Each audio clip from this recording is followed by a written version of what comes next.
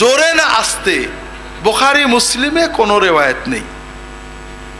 কোন রেওয়ায়েতে একটু জোরে, মাদ্দা বিহা সাওতাহু, তিনি তার শব্দটা একটু লম্বা করলেন।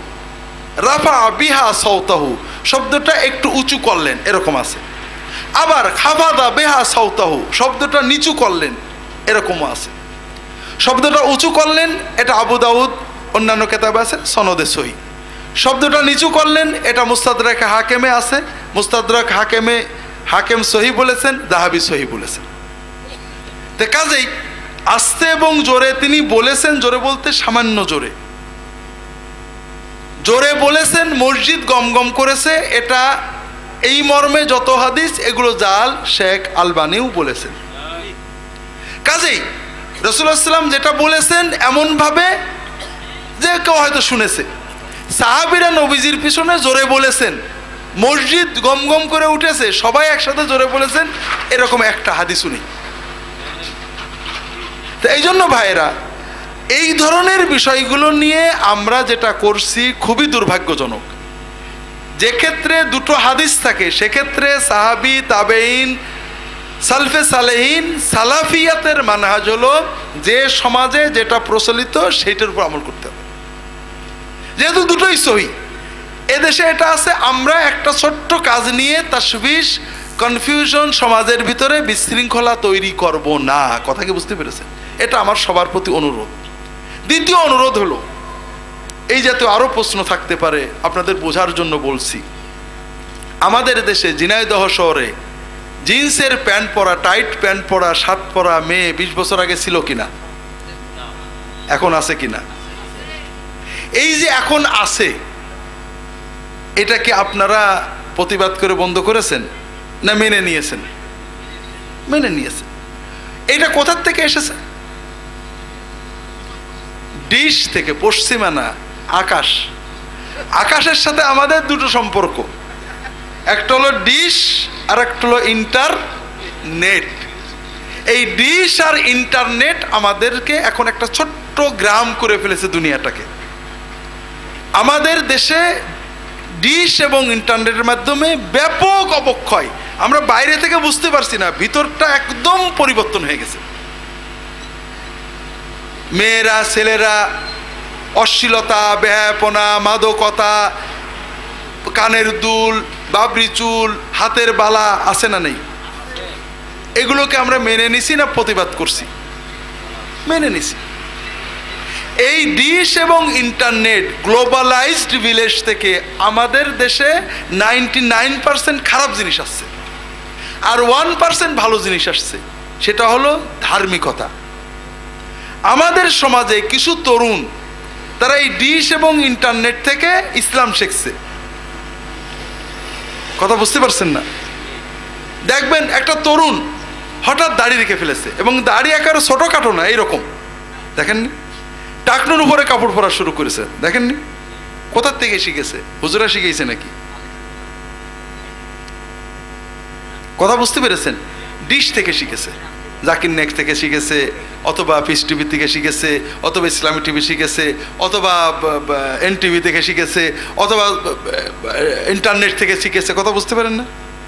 তো ডিশ এবং ইন্টারনেট থেকে 99% কি আসছে, আর 1% কি আসছে? আমরা এই 1% ভালোর বিরুদ্ধে প্রতিবাদ করছি, 99 খারাপের বিরুদ্ধে কিন্তু প্রতিবাদ করছি না। কথা বুঝতে পেরেছেন? এখন আমার অনুরোধ হলো যে ইসলাম মূলত বৈচিত্র্যময়। রাসূলুল্লাহ সাল্লামের যুগে কেউ রফাদাইন করেছেন, কেউ করেননি, কেউ হাত ঝুলিয়ে রেখেছেন, মানে রাসূলুল্লাহ সাহাবীদের যুগ থেকে কেউ হাত ঝুলিয়ে রেখেছেন, কেউ হাত বেঁধেছেন, কেউ 3 রাকাত তারা বেতের পড়েছেন, কেউ 1 রাকাত পড়েছেন, কেউ 5 রাকাত পড়েছেন। আবু হানিফার যুগেও ছিল, শাফের যুগে ছিল, আহমদ ইবনে হাম্বলের যুগেও ছিল, এখনো আরব দেশে আছে, এখনো আরব দেশে আছে, মিশরে আছে, সিরিয়ায় আছে, ইরাকে আছে, মক্কা মদিনায় তো আছে। তবে আমাদের পাক ভারত বাংলাদেশ ছিল পিওর হানাফি। কথা কি বুঝতে পেরেছেন? যে কারণে আমরা অন্য আমল দেখলে বিরক্ত হয়ে যাই, কিন্তু অন্য আমল আমরা ঠেকাতে পারবো না। যেমন প্যান্টকে মেনে নিছি, যেমন শার্টকে মেনে নিছি, যেমন পুরুষ ছেলেদের কানের দুল মেনে নিছি, হাতের বালা মেনে নিছি, ঠিক তেমনি আমাদেরকে বাকিগুলো মেনে নিতে হবে। খারাপগুলো মেনে নিয়েছেন, ভালোগুলো মানবেন না কেন? এগুলোও তো ইসলামে আছে, ভিন্ন ভিন্ন মাযহাবে আছে। এখন গ্লোবালাইজড হয়ে আমরা এক জায়গায় হয়ে গেছি। মক্কায় যারা হজে গেছেন, জোরে আমিন শোনেননি? শুনেছেন? হাত ঝুলানো দেখেননি? তো মক্কার মতো ইসলাম হলে আপনাদের সমস্যা কি? আপনি যার ইচ্ছা এখানে বানবেন, যার ইচ্ছা এখানে বানবেন, যার ইচ্ছা ঝুলাইতে হবেন। সালফে সালাইন থেকে সবই আছে। এই জন্য দ্বিতীয় অনুরোধ হলো, ভাইরা, আপনার যে তরুণ, যে যুবক, যে মানুষটা মসজিদে এসেছে, জোরে আমিন বলেছে, হাত রফাদাইন করেছে, আপনি তার রফাদাইনটা দেখলেন, নামাজ পড়াটা দেখলেন না। কাজেই তাকে আপনি যদি আপত্তি থাকে, আদবের সাথে, সম্মানের সাথে তার বলবেন যে, ভাই তুমি যদি জোরে আমিন বলতেই হয় এমনভাবে বলো যেন কারো ডিস্টার্ব না হয়। কথা কি বুঝতে পেরেছেন? ঝগড়া করবেন না। আচ্ছা, জোরে আমিন হানাফি মাযহাব অনুযায়ী জোরে আমিন বললে গুনাহ হবে। আবু হানিফার লেখা বা হানাফি মাযহাবের প্রাচীন কোনো বই থেকে আমার দেখাই দেবেন, আমি আপনাকে 10,000 টাকা দেব। কথা বুঝতে পেরেছেন? জোরে আমিন বললে গুনাহ হবে, রফাদাইন করে গুনাহ হবে, কোথাও নেই। কিন্তু যদি যদি কেউ নামাজের ভিতরে রুকু সেজদা ঠিক করে না দেয়, গুনাহ হবে। এটা হানাফি মাযহাবের সব কিতাবে আছে। আপনার পাশের মুসল্লি নামাজ পড়ে ঠিক করে রুকু সেজদা দেয় না, আছে না? আপত্তি করেন নাকি? করেন না। কিন্তু একটা লোক রফাদাইন করলে আপত্তি করেন। এটা কি হানাফি মাযহাবের শিক্ষা নাকি? না, এটা হলো মাযহাবের নামে জালিয়াতি। তো এই জন্য ভাইয়েরা, কথা হলো, যারা সহিহ হাদিস পালন করতে চান, সহিহ হাদিসকে সহিভাবে পালন করেন। রফল ইয়াদাইন সহিহ হাদিসে আছে, কিন্তু রফল ইয়াদাইন নিয়ে ঝগড়া করা অথবা রফল ইয়াদাইন না করলে নামাজ হবে না, এইসব কথা সহিহ হাদিসে নেই। এটা আমাদের বানানো কথা।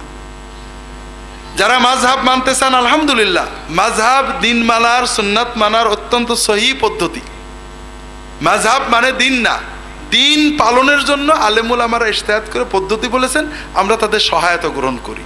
আপনার মাযহাবে কোথাও নেই যে অন্য মাযহাব পালন করলে তাকে গাল দিতে হবে। কাজে আপনি এটা করেন না, এটা মাযহাব নয়। এক সময় আপনারা আমার কথা মানবেন। এই মারামারি এখন হচ্ছে আলমডাঙ্গায়, জোরে আমিন আস্তে আমিন নিয়ে মারামারি, একজন খুনও হয়েছে, আপনারাও খুন হবেন। এরপরে এক সময় সচেতন হবেন, ঠেকাতে পারবেন না। কারণ গ্লোবালাইজেশনের কারণে যেমন প্যান্ট ঠেকাতে পারেননি, হাফ প্যান্ট ঠেকাতে পারেননি, জিন্স ঠেকাতে পারেননি, এটাও ঠেকাতে পারবেন না। তবে আপনারা মারামারি করবেন, বাংলাদেশের মোর দ্যান 50% মুসলমান খ্রিস্টান হয়ে যাবে, তারপরে হঠাৎ খেয়াল হবে নাইজেরিয়ার মতো যে কোথায় আসি। আমার অনুরোধ হলো, এই পর্যায়ে যাওয়ার আগেই সচেতন হন, ঝগড়া করেন না। এই সব মাসালা ঝগড়ার মাসালা না, ব্যক্তিগত পালনের মাসালা।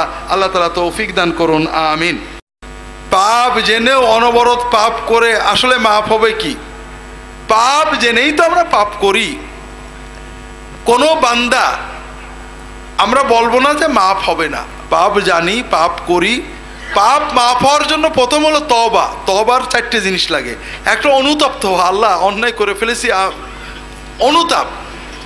আর একটা হলো মাপ চাওয়া, যে আল্লাহ মাফ করে দাও আল্লাহ। আর 3 নম্বর, আর কোনোদিন করবো না, সিদ্ধান্ত নেওয়া। 4 নম্বর, যদি বান্দার হক থাকে বান্দার কাছ থেকে মাপ নেওয়া বা হক ফিরিয়ে দেওয়া। কাজেই কেউ যদি এভাবে তওবা করে, যতই গুনাহ করে থাকুক, যদি তওবা করে যে আল্লাহ আর করবো না, মাফ করে দাও, অনুতপ্ত, ইনশাআল্লাহ আল্লাহ তওবা কবুল করবেন। যদি আবার পরে সিদ্ধান্ত ছিল করবো না, সিদ্ধান্ত নিটুট ছিল, আল্লাহ কিন্তু মন জানেন, সিদ্ধান্ত নিটুট ছিল, কিন্তু পরে আবার শয়তানের প্ররোচনায় করে ফেলেন, আগের তওবা বাতিল হবে না, আবার তওবা করতে হবে। বান্দা পাপ করতে পারে, সর্বাত্মক চেষ্টা করতে হবে। আল্লাহ যদি জানেন যে বান্দা সর্বাত্মক চেষ্টা করেও থাকতে পারেনি। একজন দাম্পত্য সম্পর্ক প্রশ্ন করেছেন গোসল ফরজ হওয়া, স্বামী স্ত্রী সম্পর্ক হলেই গোসল ফরজ হবে। এটা বুখারী মুসলিম সব কিতাবেই আছে। সন্তান মারা গেলে তার জন্য আকিকা করার বিধান কি? জীবিতদের জন্যই আকিকা, 7 দিনের দিনে আকিকা করতে হয়। মারা গেলে তো আর আকিকা থাকে না। তারপরেও কেউ কেউ করেন যে আখিরাতের পরিচয়ের জন্য, এটা কোনো দিনের জরুরি বিষয় নয়। আমি তাবিজের ব্যাপারে জানতে চাই। কেউ কেউ বলেন তাবিজ কুফরি, যদি বলা হয় কোরআন দিয়ে হবে, কোরআন পড়ার জন্য, শরীরে ঝোলানোর জন্য নয়। জি, তাবিজ রাসূলুল্লাহ সাল্লাল্লাহু আলাইহি ওয়াসাল্লাম একেবারে ক্লিয়ার কাট বলেছেন তাবিজ শিরিক, তাবিজ শিরিক, তাবিজ শিরিক। অনেকগুলো হাদিস আছে, কোনো ব্যাখ্যা ট্যাখ্যা করেননি।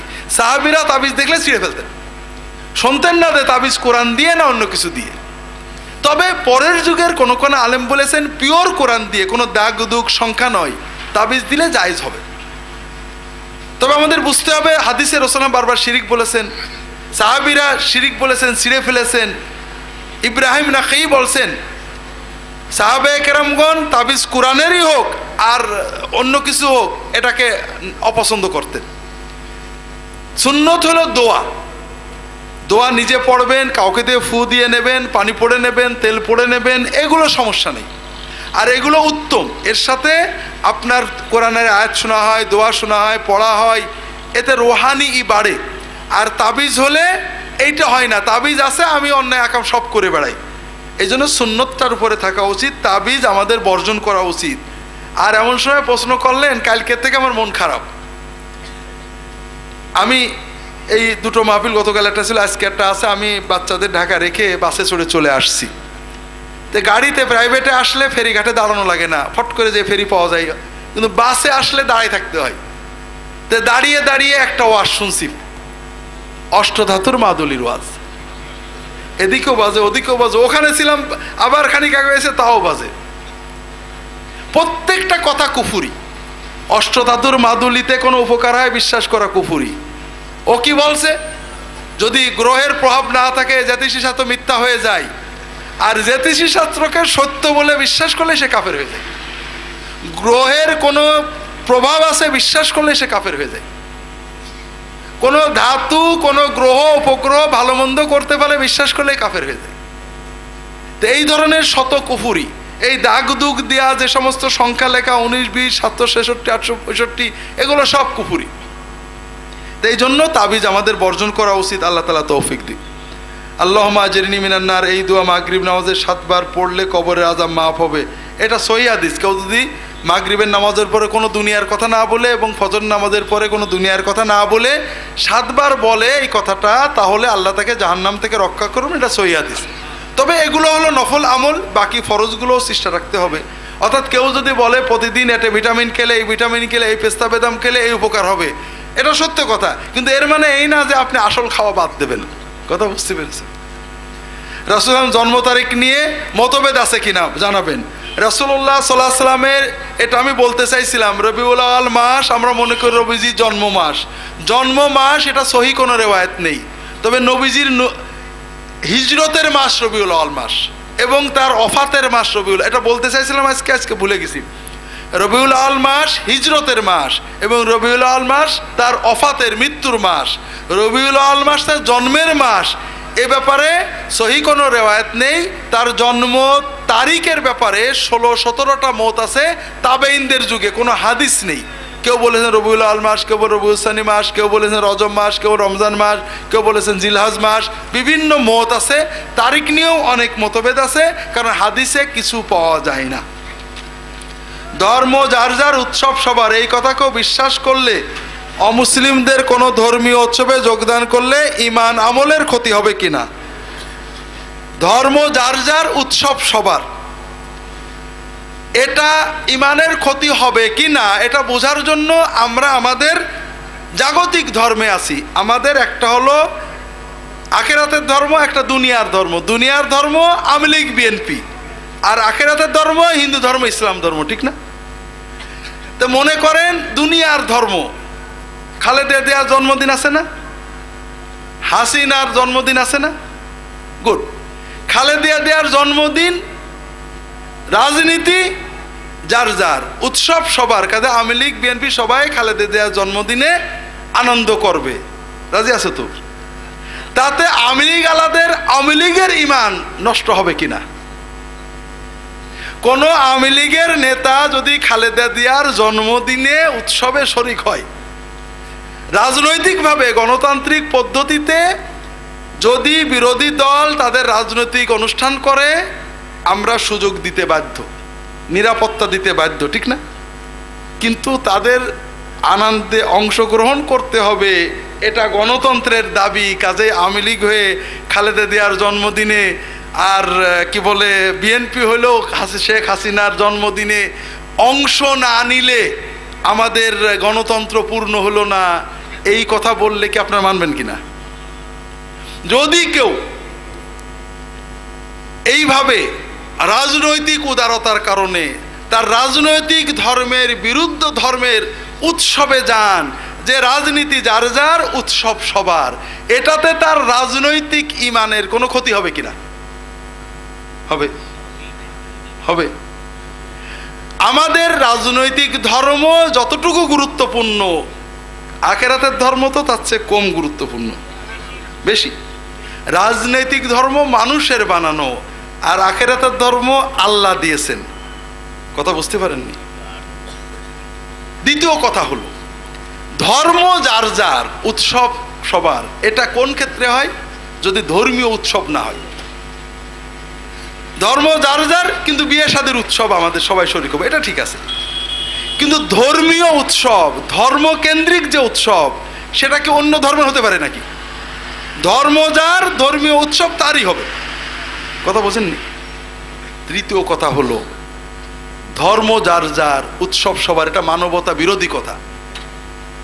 কোরবানির ঈদ, কোরবানির গোত্র খাওয়ার উৎসব তো আমাদের দেশের হিন্দু ভাইদের নিয়ে আসবো, যে ভাই আসেন আমার গরু জবাই করার উৎসব, গোশত খাওয়ার দরকার নেই, গরু জবাই করার উৎসবে শরীক হন। এটা কি ঠিক হবে নাকি? কারণ গরু জবাই করাটা তার দৃষ্টিতে একটা অপরাধ, ঠিক না? প্রত্যেক ধর্মের ধর্মীয় উৎসবে অন্য ধর্মের অপরাধ করা হয়। কথা বোঝেননি? যেমন প্রতিমা পূজাটা আমার দৃষ্টিতে অপরাধ, আমি সেই অপরাধের উৎসবে যেতে পারি না। গরু জবাই করাটা হিন্দু ধর্মে অপরাধ, কাজে তিনি আমার উৎসবে আসতে পারেন না। ধর্মের নামে, ধর্ম নিরপেক্ষতার নামে, উদারতার নামে কুরবানির উৎসবে হিন্দুকে দাওয়াত দেওয়া যেমন অপরাধ, ঠিক পূজার উৎসবে, বড়দিনের উৎসবে মুসলমানকে দাওয়াত দেওয়া তেমনই অপরাধ। শুধুমাত্র আপনার ভিতরে যদি ঈমান না থাকে, তাহলে আপনি এটাকে প্রতিমা পূজা হচ্ছে মনে করেন, ঢোল ডগর বাজিয়ে আনন্দ হচ্ছে, খালেদা জিয়ার বিরুদ্ধে গাল দিয়ে গান রেপোর্ট প্যারোডি বানানো হচ্ছে, আপনি রাজনৈতিক উদারতার নামে ধর্ম যার যার উৎসব সবার বাদ্য আসরে আপনি গেলেন, পারবেন? যদি আপনি বিএনপি, যদি ইমানদার হন, পারবেন নাকি? পারবেন? মনে করেন ঢোল ডগর বাজিয়ে উৎসব হচ্ছে, উৎসবে শেখ হাসিনার বিরুদ্ধে প্যারোডি বানায় গান টান গাওয়া হচ্ছে, নাচ গান চলছে। মনে করেন খালেদা জিয়ার জন্মদিন উপলক্ষে সন্ধ্যায় একটা উৎসব, আপনার যদি আওয়ামী লীগের প্রতি ঈমান থাকে, উৎসবে যেতে পারবেন? পারবেন? আরে রাজনীতি যার যার উৎসব সবার, একটু আমুন এসে আসে, পারবেন? কারণ আপনার রাজনৈতিক ঈমান আপনাকে বাধা দেবে। যদি আপনার রাজনৈতিক ঈমান আখিরাতের ঈমানের চেয়ে বেশি দামি হয়, তাহলে আপনি বুঝে নেন আমি ফতোয়া দিচ্ছি না যে আপনি মুসলমান না, আপনি প্রতারক। আপনি যদি হিন্দু হয়ে আপনি কোরবানির গরু জবাইয়ের উৎসবে তালি দিতে পারেন, গরুর গোশত খাওয়ার উৎসব করেন, তা আপনি নিজেকে যাই মনে করেন, হিন্দুরা আপনাকে হিন্দু বলে মানবে না। কথা বুঝেননি?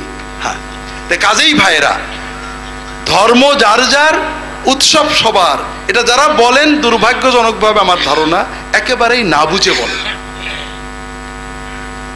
আপনি যদি খালেদা জিয়ার জন্মদিনে সন্ধ্যায় জন্মদিন উপলক্ষে ড্যান্সের আয়োজনে, গানের আয়োজনে এরশাদের বিরুদ্ধে প্যারোডি বানিয়ে গান গাওয়া হচ্ছে, অথবা শেখ হাসিনার বিরুদ্ধে প্যারোডি বানিয়ে গান গাইয়া হচ্ছে, আপনি সেখানে হাতে তালি দিতে বাধে না, আপনি আনন্দ পাচ্ছেন, কষ্ট পাচ্ছেন না, তাহলে বোঝা গেল আপনার জাতীয় পার্টির ঈমান আওয়ামী লীগের ঈমান নেই, ঠিক না? ঠিক তেমনই কোথাও প্রতিমা পূজা হচ্ছে, কোথাও যীশু খ্রিস্টের দেবত্বের কথা বলা হচ্ছে, কোথাও শিরকের গান গাওয়া হচ্ছে, সেখানে আপনি ধর্ম যার যার উৎসব সবার বলে যে আসেন, আনন্দ অনুভব করছেন, কষ্ট লাগছে না, আপনি প্রমাণ করলেন যে আপনার ভিতরে ঈমান নেই। কথা বুঝতে পেরেছেন? রবীন্দ্রনাথ ঠাকুরের একটা গল্প পড়তাম আমরা, কাদম্বিনী মরিয়া প্রমাণ করিল সে যে সে মরে নাই। গল্প আর আজকে বলবো না। আপনিও শিরক দেখে বেদনা অনুভব না করে, আপনার নবী মুহাম্মদ রাসূলুল্লাহ সাল্লাল্লাহু আলাইহি ওয়াসাল্লামের শিক্ষার জঘন্যতম অবমাননা দেখে হৃদয়ে অস্থিরতা বোধ না করে আনন্দ বোধ করে প্রমাণ করলেন যে আপনি অনেক আগেই কাফের হয়ে গেছেন। কাজেই ভাইরা, ধর্ম যার যার, অবশ্যই প্রত্যেকের ধর্মীয় স্বাধীনতা দেওয়া আমাদের ইসলামের দায়িত্ব। প্রত্যেকে তার স্বাধীনভাবে ধর্ম পালনের দায়িত্ব, অধিকার দেওয়া এবং নিরাপত্তা প্রদান করা আমাদের জন্য ফরজ দায়িত্ব। আপনাদের গতবারও বোধহয় বলেছিলাম, মনে আছে কিনা, সবসময় যারা প্রকৃত মুসলমান তারা অন্য ধর্মের লোকেদের ধর্মীয় স্বাধীনতার ব্যাপারে সবচেয়ে সচেতন। যখন এজিদের সরকার আসলো সিরিয়ায়, এজিদের সরকার সিরিয়ায়, যেমন এজিদের সরকার মুসলমানদের উপর জুলুম করেছে, খ্রিস্টানদের উপরে করেছে। সিরিয়ার বড় মসজিদ দামেস্কের মসজিদে উমামির পাশে খ্রিস্টানদের গির্জা ছিল। মসজিদ ছোট ছিল, বড় হবে। খ্রিস্টানদের বলা হলো যে তোমাদের গির্জাটা বেচে দাও, আমরা মসজিদ বড় করব। ওরা বেচতে রাজি না, মুসলমানরা জোর করে দখল করে নিয়ে মসজিদ বড় করে দিল। প্রায় 50 বছর চলে গেল। মানুষ ভুলেই গেছে যে খ্রিস্টানদের একটা গির্জা দখল করে নিয়েছি। খ্রিস্টানদের তো মনে আছে, ওদের মনে তো ব্যথা আছে। হযরত ওমর ইবনে আব্দুল আজিজ খলিফা হলেন, 2 বছর মাত্র খলিফা ছিলেন। 1 বছরে মুসলিম সমাজের সব জুলুম শেষ করে দিলেন। রাসূলুল্লাহ সাল্লাল্লাহু আলাইহি ওয়াসাল্লাম বংশধর, তাদের বিরুদ্ধে জুলুম, বেইনসাফি, অত্যাচার, যারা জমি কেড়ে নিয়ে আসলো সব। খ্রিস্টানরা দেখলো যে তো ভালো লোকই মনে হচ্ছে। বছর খানেকের মাথায় যেয়ে বললো যে হুজুর আমাদের একটা আবদার আছে। তো কি ভাই? যে এই যে আপনি বড় মসজিদে নামাজ পড়ান, এই মসজিদের এই সাইডটা আমাদের গির্জা কিন্তু, হ্যাঁ, ডকুমেন্ট নিয়ে এসো। ডকুমেন্ট নিয়ে এসে সঙ্গে সঙ্গে ডাকছেন দামেস্কের গভর্নর, দামেস্কের চিফ জাস্টিস, যে তোমরা যে মসজিদের ডকুমেন্ট দাও। ডকুমেন্ট নেই, মানে পুরো আছে, সাইডের যে এক্সটেনশন ওটার নেই। বলে যে 1 সপ্তাহের ভিতরে মসজিদ ভেঙে ওদের গির্জা করে দাও। কথা বোঝেননি? খলিফার অর্ডার। মুসলমানরা তো পাগল হয়ে গেছে যে এতকাল নামাজ পড়ে আসছে, মসজিদ করে ভাঙতে হবে। ওই দামেস্কের যে চিফ জাস্টিস তাকে ধরেছে, হুজুর আপনি একটু ব্যবস্থা করেন। আপনি বললে যদি রাজি হয় খ্রিস্টানরা। চিফ জাস্টিস বলেছে, ভাই তোমাদের পায়ে ধরি, কয়টা কি গির্জা চাও বলো, তোমরা যে এলাকায় বাস করো তোমরা যত গির্জা চাও বানাই দেবো, ভাই এইটা অন্তত বেঁচে দাও, যত টাকা চাও দেবো। খ্রিস্টানরা যখন দেখেছে তাদের ইনসাফ হয়েছে, মুসলমানরা পা তেলাচ্ছে, ঠিক আছে হুজুর বেঁচে দেবে। বলে তাড়াতাড়ি ডকুমেন্ট করো, দলিল করো, আগামী 1 সপ্তাহের ভিতরে দলিল না দেখালে তো খলিফা মসজিদ ভাঙবে। এরপরে যে তারা বললেন, হুজুর জমি খ্রিস্টানরা বিক্রি করে দিয়েছে। বলে ডাকো খ্রিস্টানদের, শুনবো, তোমরা জোর করে নেছো না, তারা সত্যিই দিয়েছে। খ্রিস্টান নেতৃবৃন্দে ডাকা হলো, তারা বললেন, হুজুর আমরা খুশি মনে জমি বিক্রি করে দিছি। খলিফা বললেন, ঠিক আছে এখন মসজিদ রাখতে পারো। কথা বুঝতে পারছেন? তো মুসলমানদের দায়িত্ব অন্যদের ধর্মীয় স্বাধীনতা, ধর্মীয় ধর্ম পালন এবং নিরাপত্তা নিশ্চিত করা। আরো একটা আছে, আল্লাহ কোরআনে বলেছেন তাদের ধর্মীয় অনুভূতিতে আঘাত না দেওয়া। ধর্মের মাধ্যমে কিছু বিষয়কে মানুষ পূজনীয়ভাবে ভক্তি করে, যেমন মন্দির, গির্জা, ধর্মগ্রন্থ, এগুলোর অপমানও করতে পারবেন না। আল্লাহ কোরআনে নিষেধ করেছেন, তাদের হৃদয়ে লাগে। কথা বোঝেননি? আপনার যেমন নবীর বিরুদ্ধে কথা বললে লাগে, তাদেরও লাগে। কাজেই তাদের মর্যাদা হানিকর কিছু বলতে পারবেন না, এটা আল্লাহ কোরআনে বলেছেন। তবে তার অর্থ এই নয় যে আপনি 2 বেলা নামাজ পড়বেন, 1 বেলা পূজা করবেন, অথবা একজন হিন্দু 2 বেলা পূজা করবে আর 1 বেলা মসজিদে এসে জিকিরের মাহফিলে শরীক হবে, না, এটা না, এটার নাম ধর্ম নয়। সম্প্রতি শিয়া মসজিদে বোমা হামলা যারা করলে, এরা কোন আদর্শের? কথা হলো, আমাদের তরুণেরা খুব রাগ করে। কথা হলো, আচ্ছা শিয়া সুন্নি সাহাবীদের যুগে ছিল না? হ্যাঁ ছিল তো। তাবেঈনদের যুগে ছিল না? আবু হানিফার যুগে ছিল না?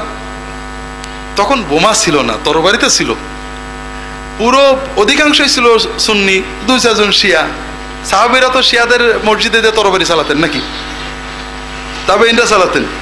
খুব ভালো করে বুঝুন, খারেজিরা সাহাবীদেরকে কাফের বলতো, তাদের বাল বাচ্চা জবাই করতো, তাদেরকে হত্যা করতো। এরপরও সাহাবীরা কখনোই যুদ্ধর ময়দান ছাড়া খারিজদেরকে কাফের বলেননি, তাদেরকে হত্যা করেননি, তাদের পিছনে আক্রমণ করার জন্য যাননি, বরং তাদেরকে মুসলমান বলে গণ্য করেছেন, তাদের পিছনে নামাজ পড়েছেন, তাদের সাথে সামাজিকতা করেছেন। কথা বুঝতে পেরেছেন? এই জন্য এটা যে কিভাবে বাংলাদেশে ঢুকলো আল্লাহ ভালো জানেন। না ইসলাম না বাংলাদেশে কখনো, পাকিস্তানে ছিল, পাকিস্তানে বোমা, মসজিদে মসজিদে পুলিশ রাখা হতো, মসজিদে বোমা টোমা হতো, বাংলাদেশে কখনো এগুলো ছিল না। আল্লাহ তাআলা হেফাজত করুন, আমিন। ভিডিও চিত্রের মাধ্যমে নারীরা বক্তাকে পরিদর্শন করতে পারবে কিনা? কেন পারবে না? রাসূলুল্লাহ সাল্লাল্লাহু আলাইহি ওয়াসাল্লাম ওয়াজ করতেন, মহিলা সাহাবীরা দেখতেন, খলিফায়ে রাশিদিন ওয়াজ করতেন, মহিলা সাহাবীরা দেখতেন।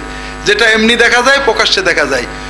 আমাদের হানাফি ফিকহ এবং শাফিঈ ফিকহ, হাম্বলি ফিকহ সকলকে মাযহাবেই, যেহেতু আপনারা মাযহাবের হানাফি মাযহাব আমাদের দেশে প্রচলিত তাই বলছি, হানাফি ফিকহর প্রত্যেক কিতাবে ইমাম আহমদের মাবসুদ থেকে, ইমাম মুহাম্মদ ইবনে হাসান আশ-শাইবানির মাবসুদ থেকে শুরু করে কুদুরি পর্যন্ত, শামি হাসিয়াত ইবনে আবেদিন, সব কিতাবে আছে মেয়েরা ছেলেদেরকে দেখতে পারবে, নাভি থেকে হাঁটু পর্যন্ত দেখতে পারবে না খোলা, বাকি পুরো দেহ তারা খোলা অবস্থায় দেখতে পারবে। এটা নাজায়েজ নয়, তবে যদি কারোর খারাপ চিন্তা আসে চক্ষু সংযত করবে।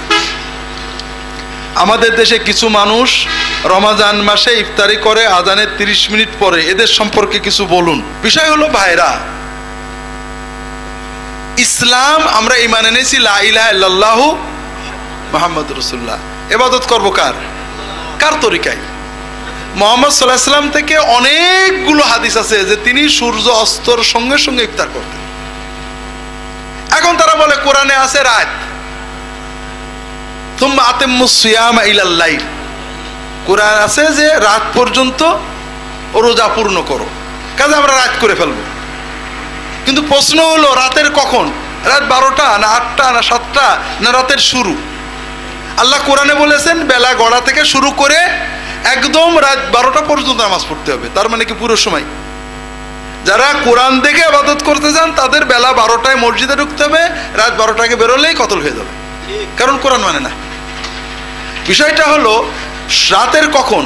আচ্ছা, আমরা রোজা শুরু করি কখন? দিনের উন্মেষে না দিন পুরো হয়ে গেলে? যখনই সামান্য আলো ছাড়ে তখন, ঠিক বেলা ওঠার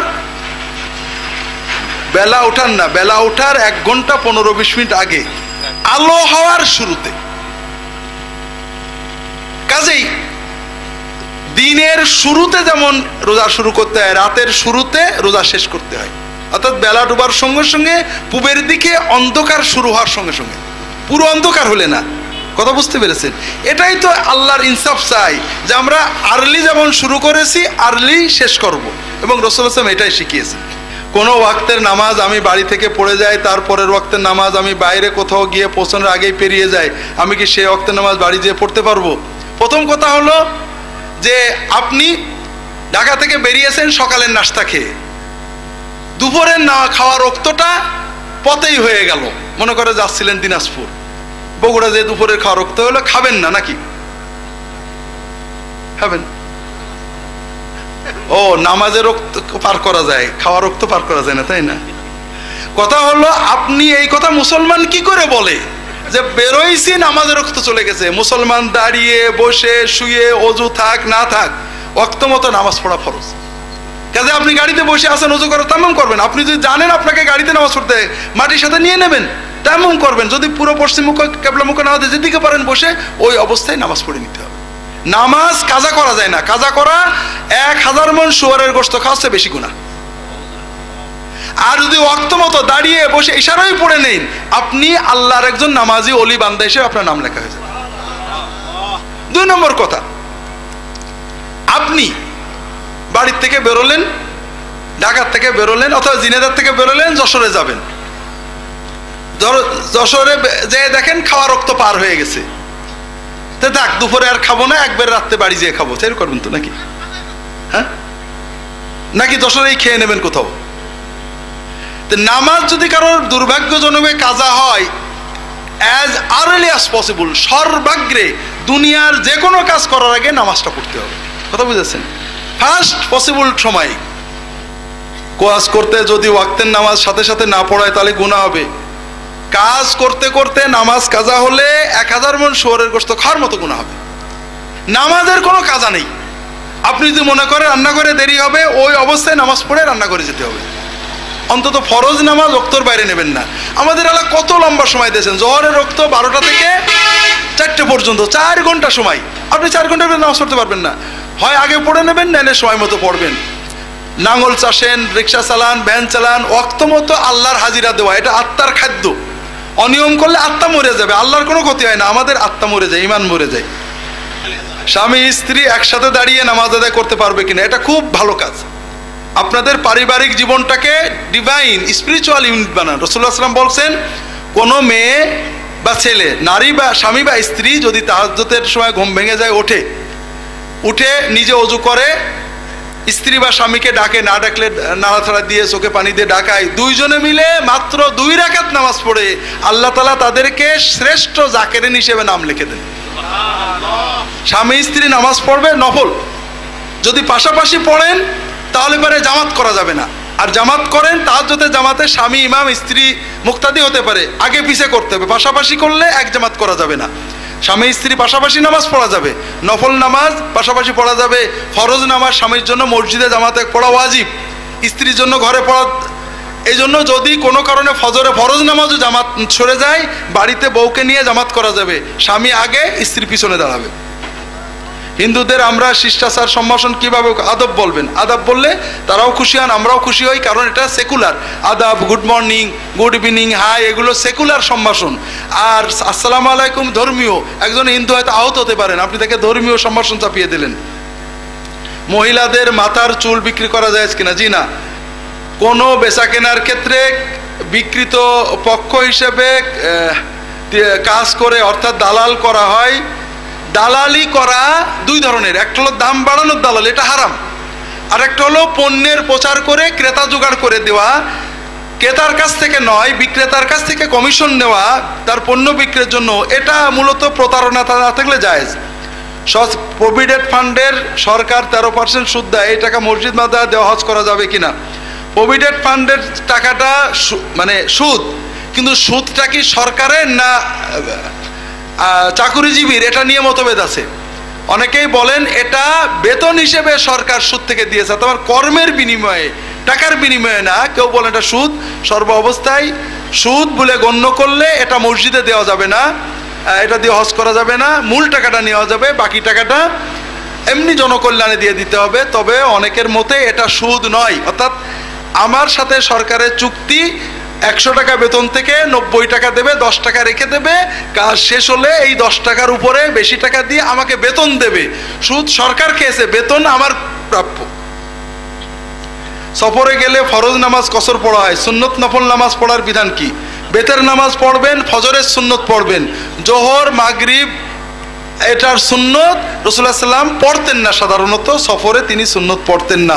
আল্লাহু তাআলা আলাম। আল্লাহুম্মা সাল্লি আলা মুহাম্মাদ ওয়া আলিহি ওয়া সাল্লাম। সুবহানাকা আল্লাহুম্মা ওয়া বিহামদিকা আশহাদু আল্লা ইলাহা ইল্লা আনতা আস্তাগফিরুকা ওয়া আতুবু ইলাইক। আল্লাহু তাআলা আলাম। আল্লাহুম্মা সাল্লি আলা মুহাম্মাদ ওয়া আলিহি ওয়া সাল্লাম। সুবহানাকা আল্লাহুম্মা ওয়া বিহামদিকা আশহাদু আল্লা ইলাহা ইল্লা আনতা আস্তাগফিরুকা।